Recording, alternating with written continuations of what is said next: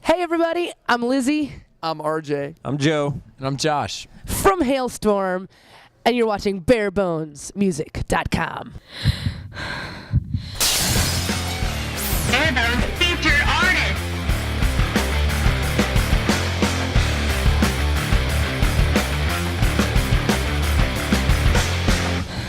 Our parents had a lot of influences on us. I don't know. I mean, when we were young, they put in our hands, Deep Purple and Janis Joplin and Pink Floyd. And my dad was a bass player, so I think they were very thrilled that we didn't want to be doctors and lawyers. I know, Lizzy, you were heavily influenced by the time all your little friends were listening to Backstreet Boys and NSYNC and all that. You were listening to like Van Halen and Cinderella, and I was like, hey, that's pretty cool. Let me listen to that too. Come on. We've always been really close, and so we listened to a lot of the same stuff growing up. I got in the band when I quit college and moved up to Philadelphia and answered an ad in the newspaper. There's an audition. There all these guitarists at this studio in Philly, and I just went in, did what I did, and left. And Lizzy called me that night. Talk about throwing caution to the wind. Oh, this is it, Mom. Screw it.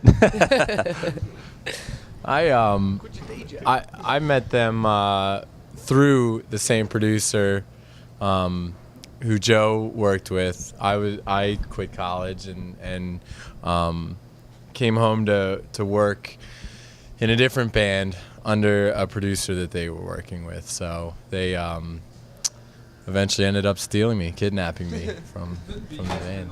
When we got signed in 2005, that whole process of putting ink to paper with Atlantic Records was about a 7-month process. And when we were deciding what to do, after we signed, ultimately we decided our A&R guy at the time, Lee Lust, came with this idea, like, why don't we just go out on the road instead of going right in the studio? Let's build up a fan base. Let's see what you guys can do all over the country instead of just regionally. And so that's what we did. We bought an old '92 RV. Storm and Norman, who we do not have anymore for good reasons.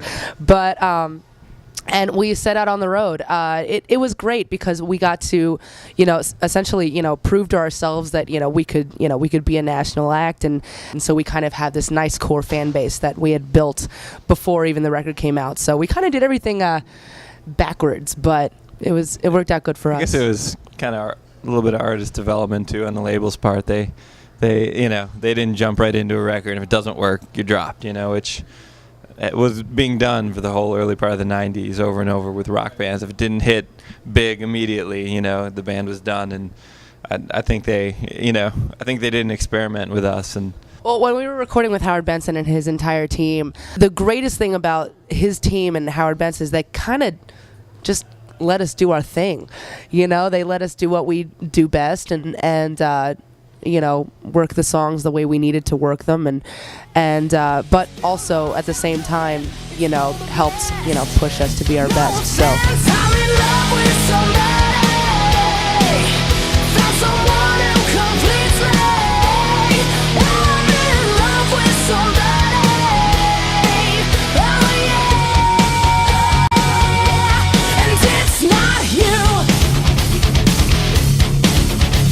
It's Not You, the song that refuses to die. we've had that song for 6 years now, and it's one of those songs. It's just been a staple in our set forever, and we really weren't planning on putting that song on our album. We just figured, that's an EP song. We have so many new songs. Why do we even want that on there?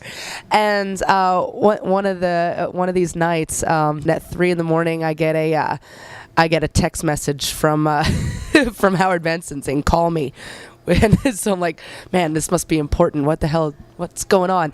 So I call him up, and he's like, "Hello, hey, that song, It's Not You, on your EP?" I'm like, "Yeah. That has to be on our record. Just do it up." I'm like, okay, and that was it. Like, all right. So for some odd reason, just everybody saw something in that song and has always seen something in that song. So it's really cool that now it's our second single, and it's kind of getting its time to shine now. So I'm excited to see what it'll do. Well, I Get Off. I Get Off was written.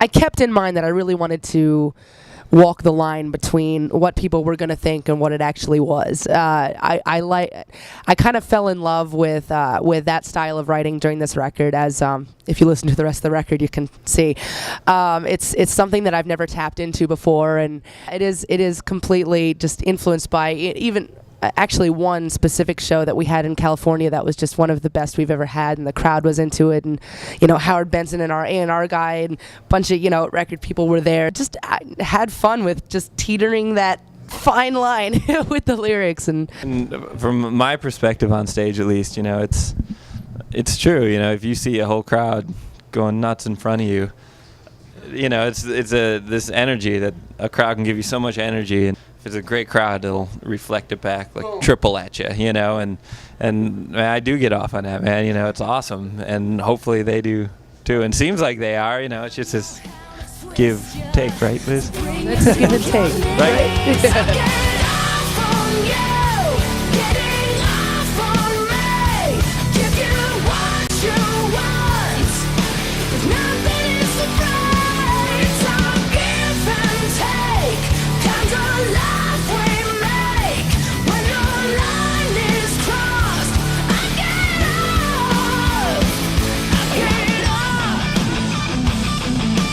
We got some crazy fans and that drive distances to come see even a 20-minute set with us, so it's kind of our kinky love song to them. My opinion on sexuality and rock and roll is that as we were talking about before, we grew up with that's kind of a staple in rock and roll. I mean, from Elvis on up and before that, it's just it's something that happens in our genre of music. Whereas there is a fine line, obviously, but I think that for the most part, a lot of our fans and the people that have been coming up to me talking about that, especially women, have been I guess grateful or thankful that there is a woman in the driver's seat as far as that goes. And whether it's it's sexually charged or not, I really wanted to display on this record the power of a woman in that genre of rock. But I have no problem wearing a short skirt and playing guitar. I'm really proud of Lizzy getting in the hottest chicks of metal, because I'm very proud of my beautiful sister here. It runs in the family, after all. I mean, come on, it's genetics. But I'm proud of you. Oh, thanks, Arch. I think as far as recognition,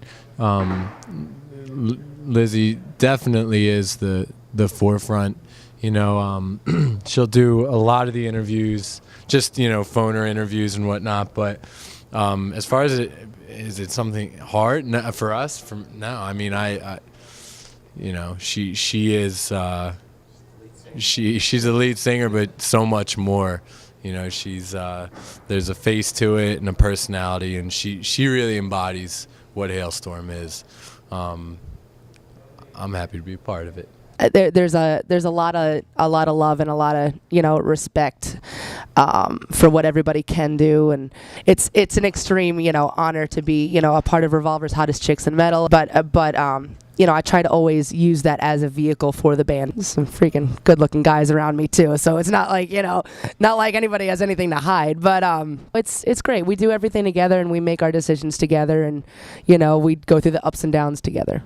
You're right, even though we've been a band for a long time, for a lot of people it's this new band Halestorm, and that's cool because it's like beginning all over again, and you're now, it's kind of like being a senior in high school to now a freshman in college. You're making all these new friends, and you're doing new things. It's just on a different level, and to me that's exciting to think about starting this band when I was 13 and now seeing it grow. It's like it's like, I mean, I don't specifically know what this feels like, but it's like your child, you know, and you know, it's growing up, and you're like watching how everybody is receiving it, and it gets addicting too, you know. You want to see what happens next. Lies of whiskey and cigarettes, but not enough to make me forget. I got someone who